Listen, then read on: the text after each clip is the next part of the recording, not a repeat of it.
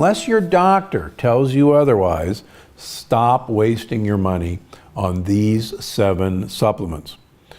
Number 1, calcium supplements. Huh? I'll bet you your doctor is telling you you need calcium for strong bones. I bet you all the milk advertisements you see on TV tells you you need calcium for strong bones. While it's true, calcium is a part of the makeup of bone structure, there is no evidence that a calcium supplement will actually have any benefit in actually making the calcium go to your bones.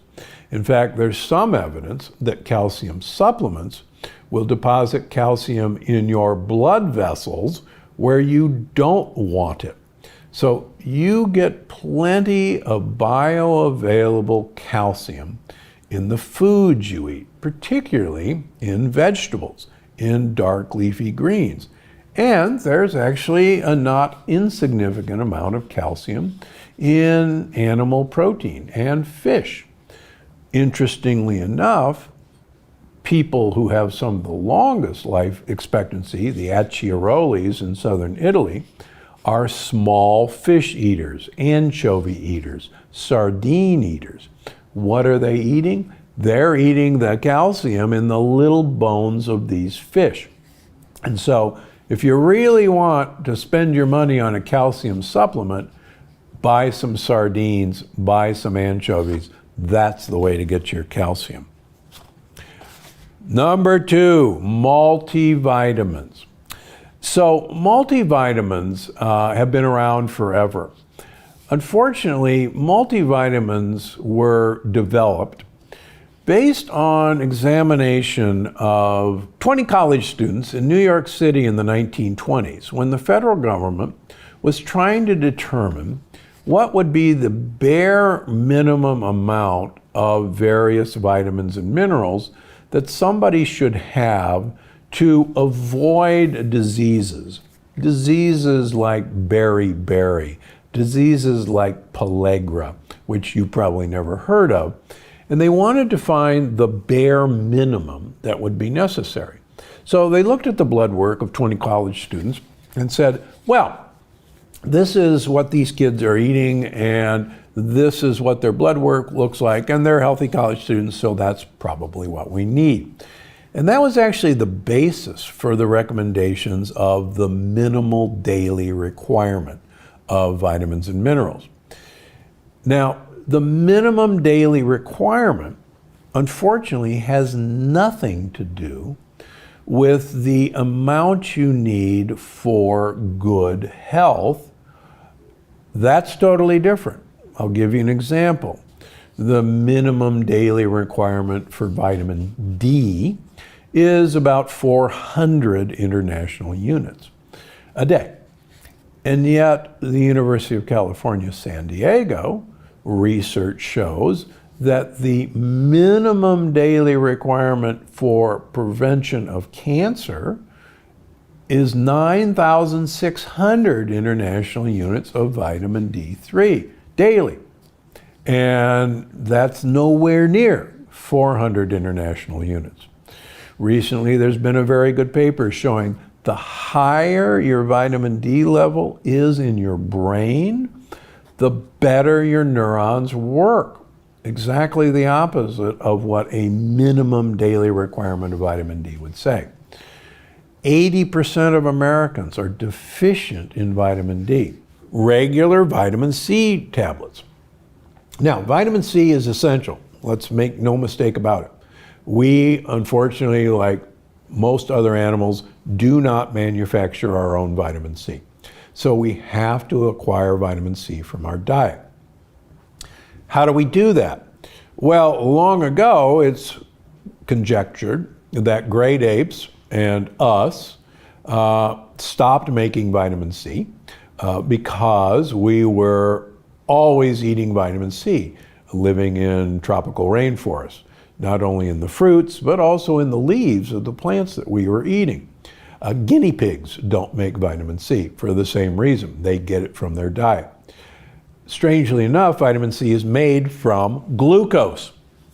And there are 5 genes that control this, 5 enzymatic steps that take glucose and turn it into vitamin C.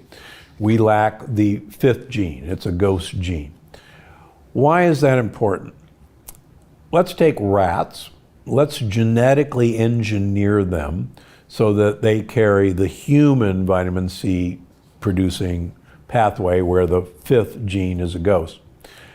Those rats live 50% shorter lives than rats who manufacture their vitamin C. Whoa, 50% shorter lives. Now here's the exciting news. If you put vitamin C in the drinking water of those vitamin C deficient rats, they will live exactly as long as the rats who make their own vitamin C. So what does that tell you? We really have to have a continuous source of vitamin C in our diets. How do you do that? Well, if you just swallow a vitamin C tablet, that vitamin C is a water-soluble vitamin, and it will be gone out of your system in about 2 to 4 hours.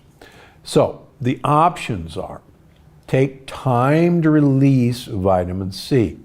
I personally take 1,000 milligrams twice a day of timed release vitamin C. If that's too much to ask, get yourself some chewable vitamin C tablets or carry around some 500 milligram vitamin C tablets and swallow them 4 times a day. But what you're looking for is a continuous exposure in your body to the benefits of vitamin C.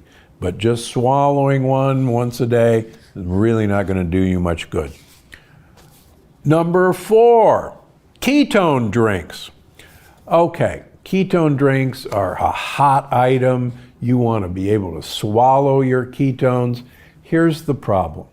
Ketone drinks, quite frankly, taste terrible. And they're really expensive. And there's so much easier, cheaper ways to make ketones. And that is MCT oil.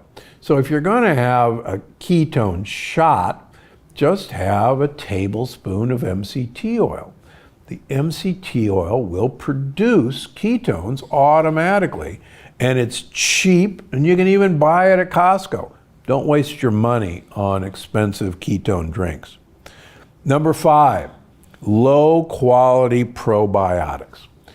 Here's the problem with probiotics.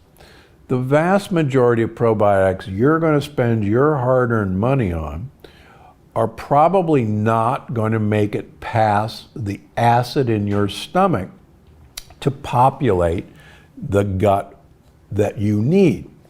So if you're going to get probiotics, look for either spore-forming probiotics that will resist gastric digestion, or look for probiotics that are enteric coated, that resist gastric acid and will dissolve once the probiotics get to their destination in your intestines.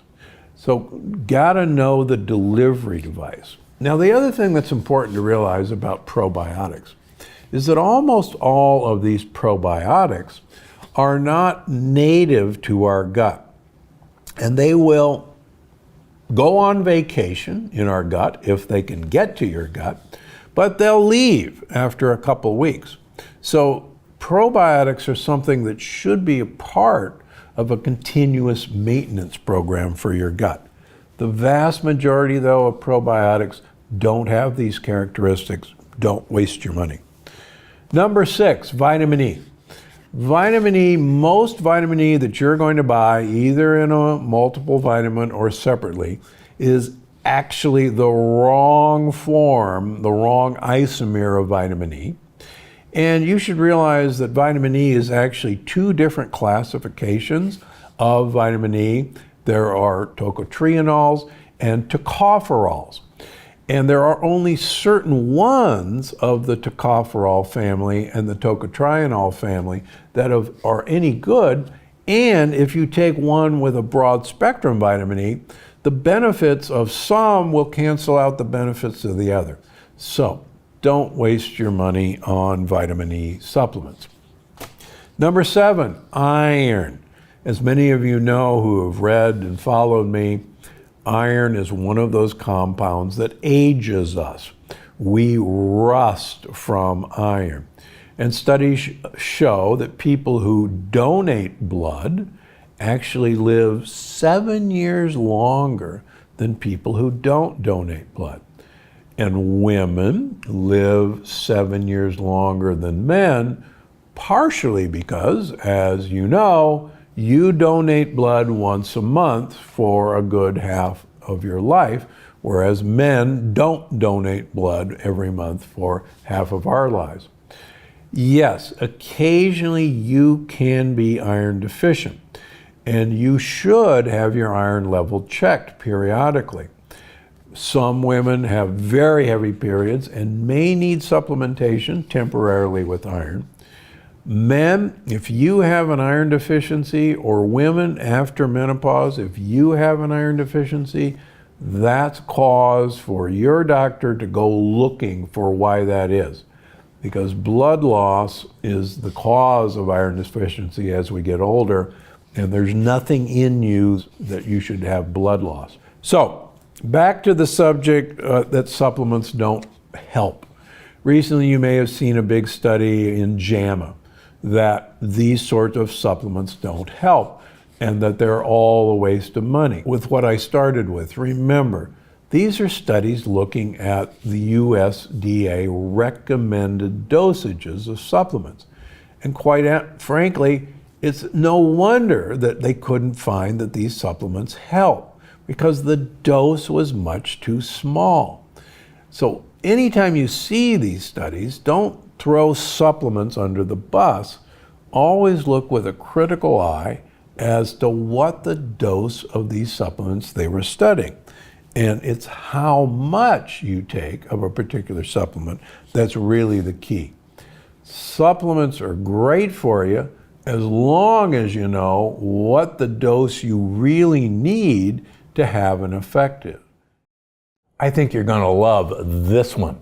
Most of the blue zones, one of the things that I talk about, most of the blue zones eat only about 10% of their calories as protein.